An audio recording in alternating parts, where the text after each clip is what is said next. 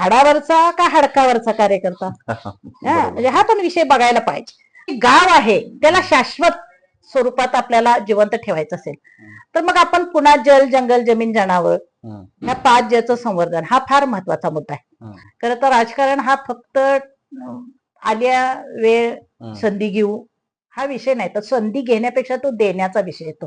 गाव पातळीवरचा महिलेकडे बघण्याचा दृष्टिकोन आणि महिलांनी आपल्या स्वतःकडे बघण्याचा दृष्टिकोन हे दोन्ही बदलले पाहिजे. दर्शक हो नमस्कार. आमचा गाव आमचा विकासच्या विशेष पॉडकास्टमध्ये आपल्या सर्वांचं स्वागत आहे.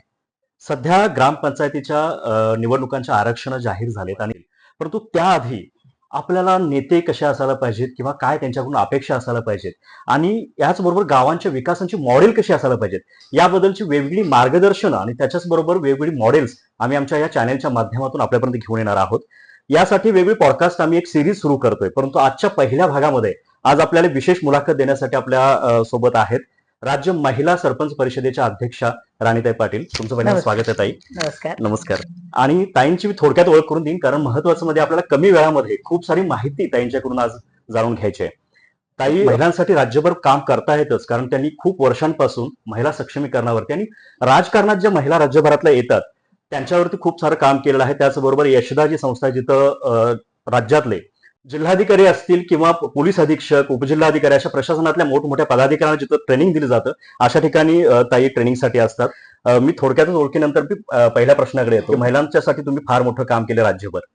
तर महिलांचं एक चित्र असं आहे की राजकारणामध्ये महिलांना आरक्षणात सीट मिळाली म्हणून दिलं आणि त्या दिसताय चेहरा फक्त काम करतात वेगळे, परंतु त्याच्यावरती तुम्ही काम करून त्या महिलांना ऍक्टिव्ह केलं, त्यांना तेवढा स्पेस दिला आणि त्याच्या आता एक मोठं एक चळवळ निर्माण झाली. तर त्याबद्दल खरं तर मी आधी अभिनंदन करीन तुमच्या सगळ्या टीमचं की जो गावाचा विकास आहे तो सगळ्यांच्या हातात आहे हे तुम्ही कबूल करताय. म्हणून पहिल्यांदा महिलांचा प्रश्न तुम्ही विचारताय.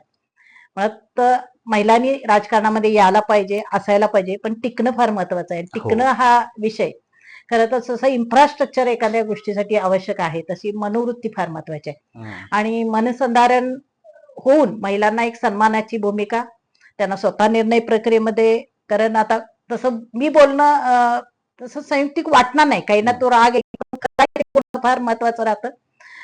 आपल्या पुऱ्या महाराष्ट्रात आणि राजकारणामध्ये पती सरपंच ही एक मोठी समस्या तयार झालेली आहे. आणि त्या समस्येवर जर आपल्याला सोल्युशन तयार करायचे झाले तर अगदी आपल्याला गाव पातळीवरचा महिलेकडे बघण्याचा दृष्टिकोन आणि महिलांनी आपल्या स्वतःकडे बघण्याचा दृष्टिकोन हे दोन्ही बदलले पाहिजे.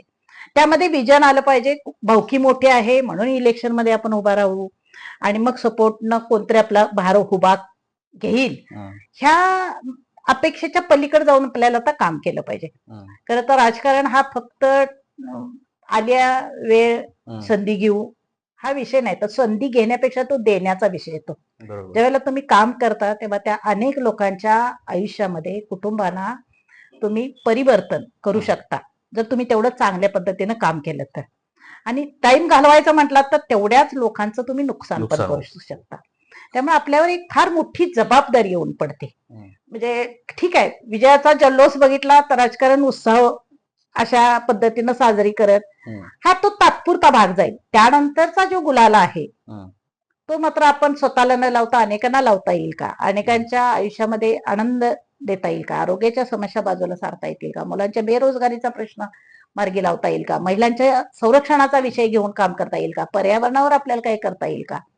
एकूण आता तुम्ही पहिल्या टप्प्याला घेतलेला विषय होता की गावामधला जो ग्रामीण बाज आहे खेडेगावातला तो टिकवायचा असेल तर त्या संदर्भानं आपल्याला काम करायचं असेल तर गावातल्या लोकांनी गावावर थोडा प्रेम करणं फार महत्वाचं आहे. आणि ते प्रेम कुठल्या रूपातलं असलं पाहिजे, मग त्यांनी तिथल्या ते इन्फ्रास्ट्रक्चर डेव्हलपमेंट व्हायला पाहिजे.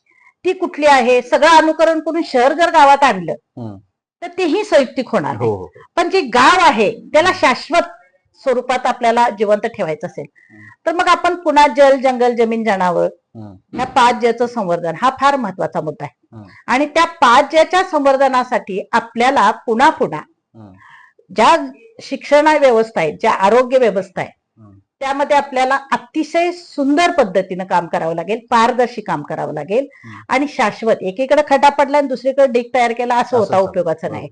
आणि म्हणून ज्या वेळेला महिला येऊ किंवा सगळीच येतील, हम्म. राजकारणामध्ये येतील. राजकारण हे एक असं व्यासपीठ आहे की तिथं काम करत असताना समाजकारणच उतरायला पाहिजे. राजकारण एका पटलावरून एक 4 लोक उभा राहिलेत, त्यांना एका समोर यायचंय निवडणुकीच्या प्रक्रियेतनं, तो एक एक मर्यादित टप्पा राहील की 1 बरोबर. महिन्याचा राहील, आचारसंहिता लागली, इलेक्शन, प्रचार प्रचार, पुन्हा विजय वगैरे, गुलाल. हा, त्या सगळ्या विषयाच्या पलीकडे जेव्हा जातो आपण, तेव्हा आपल्यावर एक जबाबदारी येऊन पडते. कारण राजकारणामध्ये 2 गोष्टीचा फार मोठा प्रॉब्लेम व्हायला लागला. एक तर मला निवडून देणारा वर्ग जो आहे तो असतो 51%, आणि माझ्या प्रवाहाच्या विरुद्ध काम करणारा 49%. पण निवडून मी येतो तेव्हा मी ठरवतो की माझं सगळं जे राजकारण, माझी जी सत्ता आहे ती 51% लोकांसाठी वापरली पाहिजे. पण शासन हे 100% लोकांचं आहे, आणि 100% लोकांच्यावर काम करायचं झालं आपल्याला, तर आपल्या मनातली जी बरं आहे ना, ती राजकारणाचा किडा म्हणू आपण, ह्याच्या अंगातलं पाणी त्याच्या अंगातलं पाणी उतरवणं वगैरे, हे सगळं जर आता सगळ्या बंधूंनी बाजूला सारलं पाहिजे. आणि खरंच महिलांना ह्यामध्ये आणायचं असेल तर तिला चुलीपासून उठवलंय, सभागृहात बसवलंय.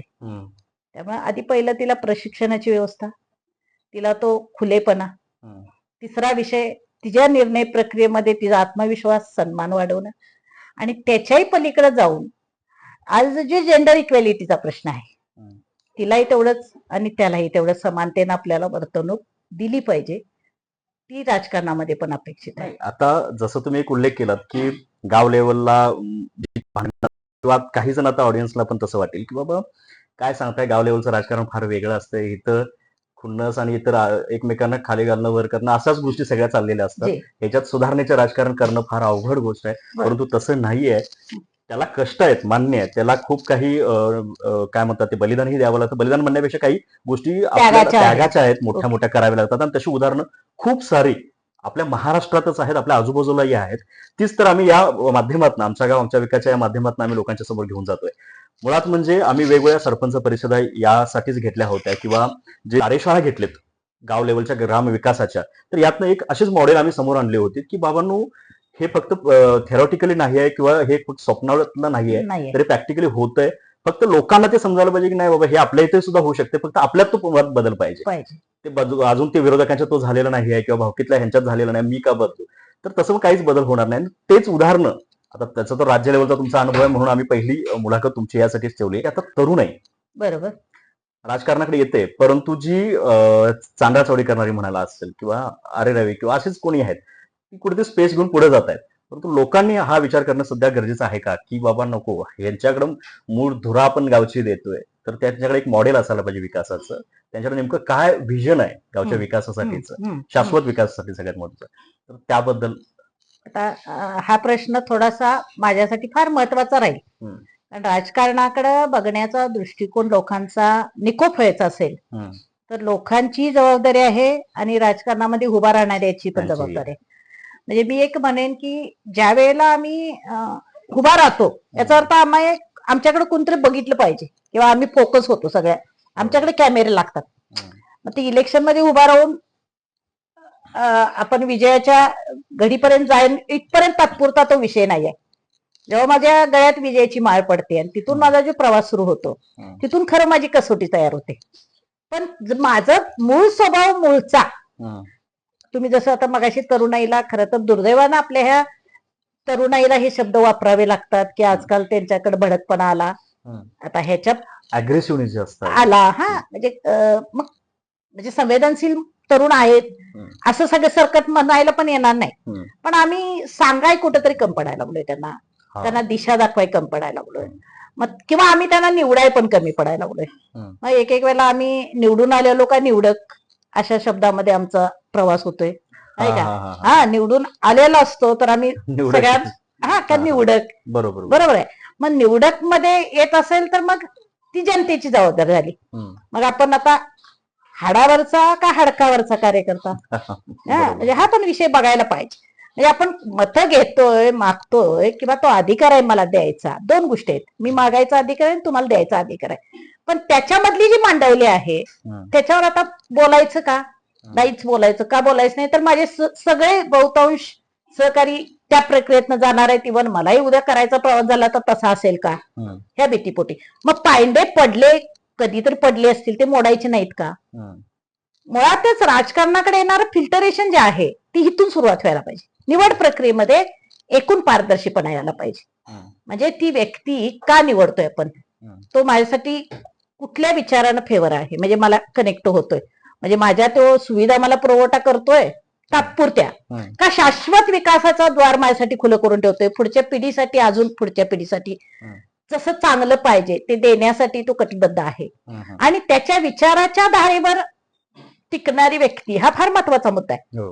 पण दुर्दैवानं, म्हणजे माझ्याकडे 3 बोट असतील बरं का, दुर्दैवानं आज ही तात्पुरती व्यवस्था तयार व्हायला लागली की माझ्याकडे थोडा पैसा आला, मला थोडस समाजकारणाचं बुद्ध डोक्यात बसलं, मी 4-2 महिने तो शो ऑफ केला, लोकांच्यात माहोल तयार केला आणि इलेक्शन पर्यंत गेलो, निवडून आलो. पुढं मी आणि तुम्ही, म्हणजे मी पुढं आणि तुम्ही मागं, पण मी पुढं असणाऱ्यांना कळत घेऊन जायचंय ना, बरोबर. पुढे त्यालाही ते कळायला पाहिजे. मग तुम्ही तो उल्लेख केला की त्याच्यावरती मेन जबाबदारी आहे त्या सगळ्या लोकांना बरोबर घेऊन जायचं. म्हणजे मी नेहमी म्हणते आजकालच्या सरपंचांना किंवा निवडून आलेल्या सगळ्यांना की विकासाचा एकूण फॉर्म्युला तुम्ही घेत असताना नुसत्याच भौतिक गोष्टीच्या डेव्हलपमेंटकडे बघू नका. म्हणजे मी रस्ते वाढले, नळाला पाणी आणलं, नाही का, मोठमोठ्या इमारती उभा राहिल्या, इथपर्यंत तत्पुरता विषय ठेवू नका. माझ्या त्या गावातल्या प्रत्येक माऊलीला वाटलं पाहिजे किंवा तिला निश्चिंत झोप असली पाहिजे की ह्या सरपंचाचे 200 मुलांचं आपण त्याला फलटण म्हणू आहे, जी त्याचे ताकद आहे, संघटन आहे त्याचं, आणि त्या लेकरं माझी त्याच्या ताब्यात असतील तर ती चुकीचं काही करणार नाहीत, हा विश्वास देण्या इतका तो सरपंच कोणी निवडून, म्हणजे नुसतंच मी आता सरपंच म्हणत नाही, पंचायत समितीच्या लागतील, जेडपीच्या लागतील, लोकप्रतिनिधी, सगळे लोकप्रतिनिधी, म्हणजे हे इथं अगदीच प्रयोगालाच नुसती ग्रामपंचायत म्हणत नाही मी, सगळीकडे जिथं आपण काही लेकरांचे विचार ताकदी पुढे घेऊन निघालोय आणि त्यांना काही आश्वासन देऊन आपण त्यांच्याबरोबर हा मुद्दा असा पण धरून आहे की लोकांना राजकारणाबद्दल जी प्रचंड निराशा सध्या निर्माण झाली दिसते, हे वाईट झालेलं आहे, तसं झालेलं आहे, तर त्याचं काही नाहीये. लोकांनी जर ठरवलं तर ते व्यवस्थित होऊ शकते, राजकारणाने ठरवून ते होणार नाही. तर त्यामुळे लोकांनी मुळात इथं हे ठरवणं फार महत्वाचं आहे. लोकांनी आपलं एक जे अनमोल मत आहे ते कुणाला द्यावं, ते लोकांनाही कळलं पाहिजे की निवडून आल्यानंतर आपण त्यांच्याकडनं काय घेऊ शकतो. बरोबर. मी मटणाचं एक ताट देते आणि पुन्हा 4-2 दिवस तुमच्या लग्नात, साखरपुड्यात किंवा बारशात उपस्थित राहते, हे माझ्या पदाधिकारी म्हणून माझं ते काम नाही आहे. माझ्याकडे फायली यायला पाहिजेत, पण फायली द्यायची अक्कल लोकांमध्ये यायला पाहिजे. तो फार महत्वाचा मुद्दा आहे. म्हणजे काम कुठलं असतं हे त्या निवडून येणाऱ्याला. आता लोकांच्यात कसं झालंय की लोकांना लोकसभेचे इलेक्शन बघून, विधानसभेचे इलेक्शन बघून असं वाटायला लागलंय की नाही बाबा, हे राजकारण म्हणजे फार घाण लेवलला गेलेली गोष्ट आहे, परंतु गाव लेवलचं तसं करून चालणार नाही, कारण ते थेट आपल्यावरतीच नाही, आपल्या कुटुंबावरती आणि आपल्या मुलांच्यावरती सुद्धा इफेक्ट करणार राजकारण, आणि ती गोष्ट आहे. त्यामुळे तिथं तर प्रत्येकाने विचार करणं हे गरजेचं आहे, कारण ते आपल्या जीवावरती इफेक्ट करणारी गोष्ट आहे. आणि त्यासाठी दुसरं काही नाही तर फक्त सजग व्हायचंय की खरंच बाबा तो नेतृत्व आपलं त्या पद्धतीचं आहे का, नसेल तर त्याला विचारा तुझं बाबा व्हिजन काय आहे किंवा शाश्वत विकासासाठी काय काय करू शकतो, माझ्या डोक्यात पण हे आहे, असं कधी आल्यानंतर हे करशील का. तर तुम्हाला असं वाटत नाही का की आपण हे मांडतोय, आता तुम्ही प्रॅक्टिकली काम केले, राज्यभरातल्या महिला सरपंचांसोबत काम केलंय, की असं व्हिजन घेतलंय परंतु त्याला अडचणी आल्यानंतर ते व्हिजन सोडून दिलं किंवा त्याला तरीही लढून यशस्वी करून दाखवलं, तर हे सोपं आहे का अवघड आहे. आता कसं आहे, आता हे राजकारण्यांसाठी किंवा जे नेत्यांसाठी असेल हे मार्गदर्शन, कुठलीही प्रक्रिया ही सातत्यपूर्ण आहे. म्हणजे मी ठरवलं की महिला सगळ्या सबल झाल्या पाहिजे, सक्षम झाल्या पाहिजे, त्यांची क्षमता बांधणी झाली पाहिजे, स्किल डेव्हलप झालं पाहिजे, त्यांनी स्वतः निर्णय प्रक्रियेमध्ये आलं पाहिजे, तो चटकन दिसणारा बदल नाही आहे तो, आणि नसणारी आहे. त्यामुळे मी ज्या वेळेला ह्या कामामध्ये उतरते तेव्हा मलाही कळायला पाहिजे की जसं माझ्या डोक्यात टार्गेट आहे तसं कम्प्लीट नाही होणार, म्हणून मी डिप्रेशन मध्ये न जाता, डिमोटिवेट न होता, मला वर्किंग मध्ये राहायला पाहिजे, त्याचे वेगळे ऑप्शन शोधत पुढे जायला पाहिजे. म्हणजे एखाद्या वेळेला होतंय, तुम्ही म्हणताय तीच घटना घडते, काही माझे कार्यकर्ते फार सक्रियतेने पहिल्यांदा त्या प्रक्रियेमध्ये उतरतात, मग त्यांना जेवढं त्यांनी ठरवलंय त्या गोष्टी अचीव्ह नाही झाल्या, इनपुट त्यांना जेवढं पाहिजे म्हणजे आउटपुट दिसलं नाही इनपुटच्या बदल्यात, तर मग राहून तिकडं लोक बदलतात, लोक आपल्याला विचारत नाहीत, लोकांना जाण नाही, अशा काही गोष्टीनं आपण त्या सगळ्या गोष्टीला, तर समाजकाराने दुसऱ्याच्या मनोवृत्तीवर डिपेंडच नाही ठेवायचं. मला हे कार्यकर्त्यांनी ठरवलं पाहिजे, हे मला बरं वाटते ना, मी रिचार्ज देतोय ना, मी पृथ्वी किंवा एकूण माझ्या गावाचा बाज, गावातलं एकूण जे काही आहे चांगलं म्हणजे आपल्या मनाला समाधान वाटतंय ना. अशा हिशोबानं असेल तर समाजकारण करा. ओके. लोक मला चांगले म्हणतील, लोक काही वेळेला गुलाल पण लावतील, नाही पण लावणार. आणि मग त्यांनी काय केलं म्हणून मी तिथं थांबायचं किंवा पुढे जायचं, ह्यावर माझं समाजकारण किंवा राजकारण अवलंबून राहता उपयोगाचं नाही. कारण समाजकारणाचीच एक पायरी राजकारण असं मी प्रामाणिकपणे हो, मानते. हो. पण ऑलरेडी आजकाल झाले काय, समाजकारण तर राजकारणात पूर्ण बाजूला गेले. हम्म. म्हणजे आजकाल इतकं वाईट वाटते मला की पेपर उघडला, मीडिया ओपन केली, विकासाच्या मुद्द्यावर कोण बोलत नाही, हम्म. व्यक्तीवर बोलते. हा. व्यक्तीच्या वैयक्तिक कमेंट्स किंवा त्याचे वैयक्तिक काही ज्या इश्यू आहेत, हम्म. हा माझा विषय नाही ना, तो महाराष्ट्राचा, माझ्या कोल्हापूर जिल्ह्याचा, माझ्या महाराष्ट्राचा किंवा एकूण हा विषय नाही आहे. हम्म. मला त्या व्यक्तीवर केंद्रित होणार राजकारण नको आहे. हम्म. मला राजकारण पाहिजे. आता 2 फॅन आपण लावलेत तरी पण बोलताना आपल्याला घाम यायला लागलाय. हम्म. म्हणजे उष्णता वाढायला लागली ना, हम्म. ह्यावर यावरती बोलणारा बोल. कोणतरी पाहिजे का नको. हम्म. तर फॅन उपलब्ध आहे म्हणून मी समाधान मानायचंय का, हम्म. पुढच्या पिढीला असतील कशावनं. हम्म. हम्म. मला त्यावर काहीतरी विषय शोधणारा. बरोबर. पुढचा विषय तुम्ही आता मला म्हटला की सेपर झोन मध्ये महिला का असत नाहीत, लोक महिलांना का भीती वाटायला लागली, हम्म. महिला आज का घाबरायला लागलेत, हम्म. महिला राजकारणामध्ये निर्णय देत नाहीत, तशा अजून कुठेही देत नाहीत किंवा कुठेही त्या प्रवाहामध्ये, मुख्य प्रवाहामध्ये येत नाहीत येण्यासाठी. किंवा ते व्यासपीठ जेवढं खुलं पाहिजे हो. त्यांच्यासाठी असत नाही. आता मी बघते, जर तुम्ही 50% आम्ही म्हणत असाल हम्म. तर अशा लांबड्या चेअर लागलेल्या असतात एका व्यासपीठावर, हम्म. आणि त्या कुठं तर 2-3-4 जणी सरकत सरकत सरकत सरकत एका कोपऱ्यात जाईस तोपर्यंत तुम्ही तुमची गर्दी करताय, तरी पण तुम्हाला वाटत नाही की या व्यासपीठावर त्या भरभक्कम एका बाजूला तेवढ्याच 50 पाहिजेत. हम्म. म्हणजे ही जबाबदारी कुणाची आहे, बरोबर. हिथून सुरुवात व्हायला पाहिजे. तर हे सगळा काही विषय तयार करायचा झाला हम्म. तर जो कार्यकर्ता आहे त्याला नाकारायची, म्हणजे चुकीचं असेल तर त्याला नाकारायची हिंमत असली पाहिजे हम्म. समाजामध्ये, पब्लिकमध्ये. म्हणजे मी एक उदाहरण सांगते, XYZ गावात मला इतकं वाईट वाटलं हम्म. की त्यांना 4-2 महिलांची म्हणजे काय असेल त्या कुटुंबाची व्यवस्था बिघडून टाकली. हम्म. पण इतका पैसा आहे आणि त्या पैशाच्या जोरावरती देणगी देते हम्म. आणि त्या गावाचा विकास करते. मला काय म्हणायचंय, गावाला पण हिंमत असायला पाहिजे की हा पैसा आमच्यासाठी नको बाबा, हं. तुला अजून काही संवेदनशीलता, माणुसकी किंवा नीतिमत्तेच्या काहीच पैलूमध्ये तू बसत नाहीस हं. आणि तू विकासाचा डोक्यात विषय घेऊन काय करणार आहे. तुला म्हणजे म्हणजे पैसा आला की आपण सगळी तत्व बाजूला सोडून त्या माणसाला स्वीकारतोय नाही, ना, हा फार मोठा मुद्दा आहे. मोठा कारण मुद्दा आहे, तो फार वाईट आहे. आणि योगायोगानं त्या XYZ व्यक्तीनं हं. मंदिराची चौकट बसवली. हम्म. मला वाटते 4 घरं उद्ध्वस्त करताना त्याला प्रॉब्लेम झाला नाही, आणि तो देवाची चौकट बसवण्याच्या लायकीचा झाला का, बसवल्यानंतर त्याचं उदो करणं हे किती चुकीचं आहे. हो. म्हणजेच ह्या स्पष्ट गोष्टी कुठेतरी बोलायला पाहिजे. हा.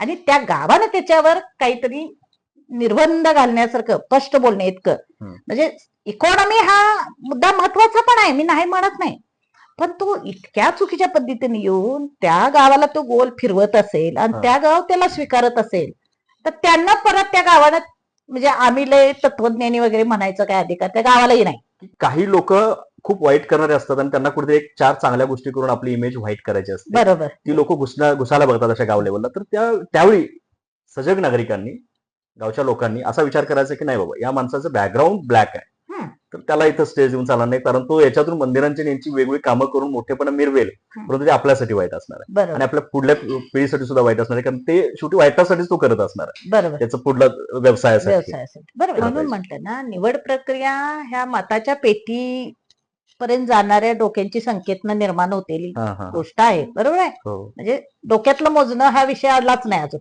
हम्म. इलेक्शन प्रक्रियेमध्ये, डोक्यांची संख्या मोजण्यामध्ये आला. संख्या मोजण्यामध्ये. आला बरं. मग डोक्यातल्या मोजण्याचा पायंडा पाडणं गरजेचं आहे. हम्म. म्हणजे ज्याला उभा केलंय तो भलेही तुमच्या ह्या भडकपणामधल्या त्या एकूण त्या ज्या शॉप काही ज्या असतील, आता मी सगळ्याचा उल्लेख नाही करत, कारण मला ते माझे सगळे सहकारी त्यामध्ये. हम्म. बरोबर आहे. त्यामुळे मला ते उल्लेख मी करणं म्हणजे लगेच मी आज केला आणि उद्यापासून बंद होणार आहे असाही तो प्रकार नाही, पण त्याला थोडासा कुठंतरी लक्ष्मण रेषा आखणं गरजेचं आहे. म्हणजे अगदीच लोकांनी ठरवलं पाहिजे की माझ्या गावाला इन्फ्रास्ट्रक्चर जे आहे, मग माझ्या गावाचा डोंगर माता असेल, माझी काळी माती असेल, किंवा पाण्याची पातळीचा प्रश्न असेल, जलसंधारणाचा प्रश्न आला, युवकांच्या एकूण बेरोजगारीचा प्रश्न असेल, आणि पुन्हा एकदा आरोग्याचं सगळं आरोग्याचा असेल, आणि इव्हन तो नाही पशुधनाचा प्रश्न असेल. आता मगाशी आपण बोलतोय, कोरोनानं दाखवून दिलं की आपल्या गावातले एक पशुधन किती महत्वाचे आहेत. आमचे गोटे सरळ होते म्हणून लोक जगली. हो मग त्या संदर्भानं अजून काम करण्याचा भाग असेल, आणि मग घनकचरा व्यवस्थापनाचा प्रश्न असेल, नाही का. म्हणजे एका दृष्टीने विचार केला तर गावामध्ये नुसता एकच मुद्दा महत्वाचा घेऊन काम करणारा पण आम्हाला नको आहे. म्हणजे एका बुद्धिजीवी वर्गाला तो पूरक आहे, आणि इतरांनी कुठं जायचं. एकदा जन्माला आला की त्या गावातल्या त्या व्यक्तीचा 60-70 वर्षाचा प्रवास सुरू झाला. तो बुद्धिवादी असेल, कमी बुद्धिवादी असेल किंवा ढ असेल, त्याच्याशी मतलब नाही, त्याला बरोबर घेऊन जावं लागेल. तर माझा वर्ग कसा असला पाहिजे, त्यामध्ये तो अति हुशार आहे तोही मॅच झाला पाहिजे, मधला आहे तोही मॅच झाला पाहिजे, आणि अगदी ड आहे त्यालाही कम्फर्ट झोन मध्ये आहे हे वाटलं पाहिजे. ही जबाबदारी माझी आहे. मग मी काय केलं पाहिजे, तर मला स्वतःला आधी डेव्हलप केलं पाहिजे. राजकारणी अशी टाकायची उडी नाही हो, म्हणजे आले लगेच चला 4 जणांनी भौकी मुठे आहे, तुम्हाला करतो, तुमचीच संधी आहे, तुमच्या घरावर फेरी आली, हा विषय नाही आहे.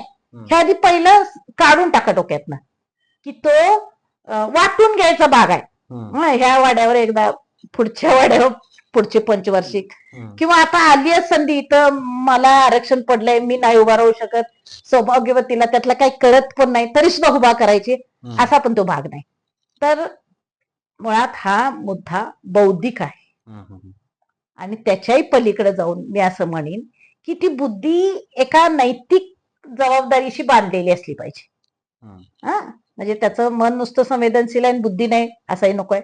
त्याचं मन ही संवेदनशील आहे, त्याची बुद्धी आहे, तो ते एका नैतिक जबाबदारीमध्ये बांधलेला असला पाहिजे, आणि मग समाजासाठी तो चांगलं करू शकतो. साधा आपण इंटरव्ह्यू एखाद्या शिपाईचा घ्यायचा झाला तरी आपण त्याला 4-2 प्रश्न विचारल्याशिवाय त्याला इंटरव्ह्यू आत घेत नाही. मी शिपाई साधा आहे असं म्हणत नाही, ती पायरी एक महत्वाची आहे, पण एक उदाहरण द्यायचं झालं तरी आपण त्याचे लँग्वेज, त्याला हा कोर्स येतो का, ते येतो का, किंवा काही असतील सर्टिफिकेट काही ना मागायचं धाडस करतो.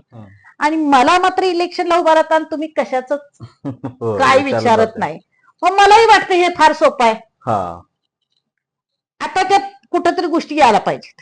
बरोबर. म्हणजे आम्ही एज्युकेटेड आहे म्हणून एज्युकेटेडचाच आग्रह धरतोय असं नाही. अनुभवाचा मोठा खजिना एखाद्याकडे असू शकतो, पण ती काउंट करण्याची पद्धत नुसती पैशात आली, आणि पैसा बिना अनुभवाकडे पण यायला लागलाय. त्यामुळे हा सगळा गोळ व्हायला लागला, गुंडगिरी करण्याकडे सगळ्यात जास्त यायला लागलाय ना. त्यामुळे ते राजकारण वेगळीच व्हायला लागले. म्हणजे मला एकच उदाहरण मी सांगेन, राजकारणाची प्रतिमा बदलण्याची सगळ्यात महत्वाची जबाबदारी गावकऱ्यांच्या बरोबर, म्हणजे एकूण ह्या सिस्टीम राजकारणाच्या पातळीवर निर्णय प्रक्रिया जी कुठली असेल, जी कुणी उभा राहावं, किती उभा राहावं, रिटायरमेंटचा काही विषय हातमध्ये ठेवायचा का, म्हणजे जसं आरक्षणाच्या टप्प्यानं काही घालून दिलं की एवढ्या महिला पाहिजेत, तसं क्वालिटीच्या बाबतीत सुद्धा काही थोडे 4-2 मुद्दे त्यामध्ये आता टाकायला सुरू केलं पाहिजे. हा महत्वाचा मुद्दा आहे. कारण मी माझ्या पहिल्या जुन्या सरपंचांना कुठल्या दोष नाही देत, पण 4-2 याद्या लिहायला बसला माझा पेटवाला सरपंच, 4-2 गोष्टी काही केल्या, त्या गावाशी चांगलं बोलला, मंदिरात जाऊन रोजचं दर्शन घेतलं, कारण तेवढीच कामं तात्पुरती मर्यादित होती. फंडिंगच्या दृष्टीने विचार केला तर त्याच्यातनं अजून एक अर्थ कळतोय, मुद्दा एक येतोय की मतदान प्रक्रियेमध्ये आता ह्या विधानसभा आणि लोकसभेमध्ये बघितलं, आपण जास्त विधानसभेमध्ये बघितलं की महिलांनी जर ठरवलं तर काय होऊ शकते, तर मग त्या ऍक्च्युली जास्त विचार करणाऱ्या असतात, संवेदनशीलतेने जास्त त्या गोष्टीकडे, समाजाकडे बघणाऱ्या असतात. तर त्यांनी जसं आता मगाशी तुम्ही महिला लोकप्रतिनिधींनी कसं असायला पाहिजे किंवा त्यांनी कसं ऍक्टिव्ह व्हायला पाहिजे याबद्दल सांगितलं, तर हेही आहे की महिला मतदारांनी सुद्धा जर मनावर ठरवलं तर चांगल्यात चांगले चेहरे आपल्या गावामध्ये आपण पुढे आणू शकतो. ही सुद्धा ती ताकद एक आहे, त्याच्यात भाग आहे. मी मुलाखतीच्या शेवटाकडे येतो आणि सगळ्यात एक महत्वाचा भाग घेतो की तुमचा एवढा अनुभव आहे महाराष्ट्राबरोबर, ग्रामपंचायत तुमच्या बरोबर फिरताना, काम करताना.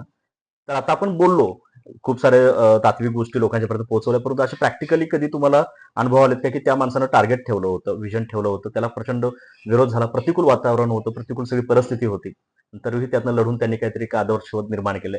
आपल्याला पेपरमधनं वाचून काही उदाहरणं आहेत, परंतु तुम्ही प्रॅक्टिकल त्याच्यात होतात, त्यात तुमचं काहीतरी काउन्सिलिंग किंवा त्याचे संबंध होता, आणि अशी उदाहरणं काही बरीचशीच आहेत. आता माझे चांगली, मी म्हणून म्हटलं ना, या लोकनियुक्तीच्या संदर्भानं असेल, आणि आजकालच्या लोकांच्या मीडिया पण लोकांना चांगल्या पद्धतीचा चांगला हिशोब द्यायला लागलाय. म्हणजे काही लोक चांगली पुढे आणायला गेलेत. मी सरसकट सगळं चुकीच चाललंय असं म्हणत नाही, खूप सारं चांगलंही चाललं. खूप चांगलं चाललंय.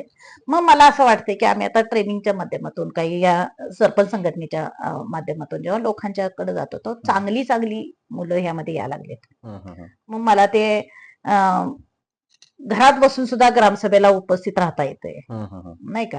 मी इथं बसून कंट्रोल करून माझ्या गावातले पाणी किंवा त्याच्या क्वालिटी बद्दल विचार करू शकतोय. अशी काही बरी युनिक म्हणजे आपण त्याला जरा बदल करणारे ठरवलं ते की बाबा गावातल्या प्रत्येक व्यक्तीला चांगल्या पद्धतीचं इन्फ्रास्ट्रक्चर इंजिनियर आहे पण डिवोटेड काम करते.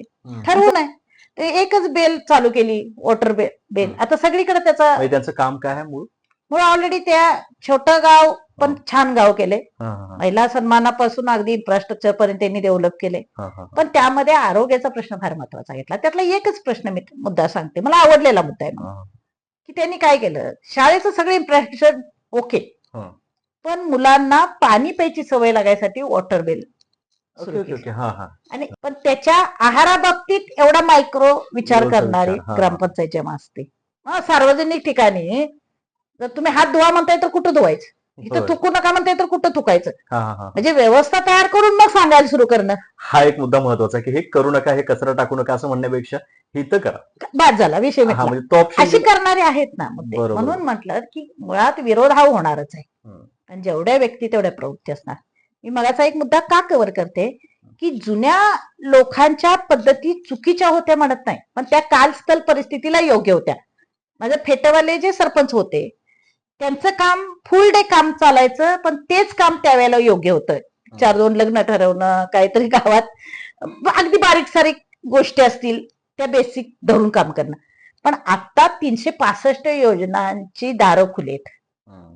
तुम्हाला रोज ईमेल बघावे लागतात. आज JR बदललेले आहेत, अधिनियम येतात. मी रोज कॉम्प्युटर हाताळला पाहिजे, गावात गेलं पाहिजे, माझं कलेक्शन बघितलं पाहिजे, माझी डिमांड किती आहे, सप्लाय किती होतो ह्यातला गॅप शोधला पाहिजे, आणि माझे सोर्सेस जे इन्कमचे आहेत ते कुठंतरी वाढवण्याच्या दृष्टीनं काम केलं पाहिजे. म्हणून मला असं म्हणायचंय की जी तुम्ही मगाच्यान म्हणताय महिला असो पुरुष असो राजकारण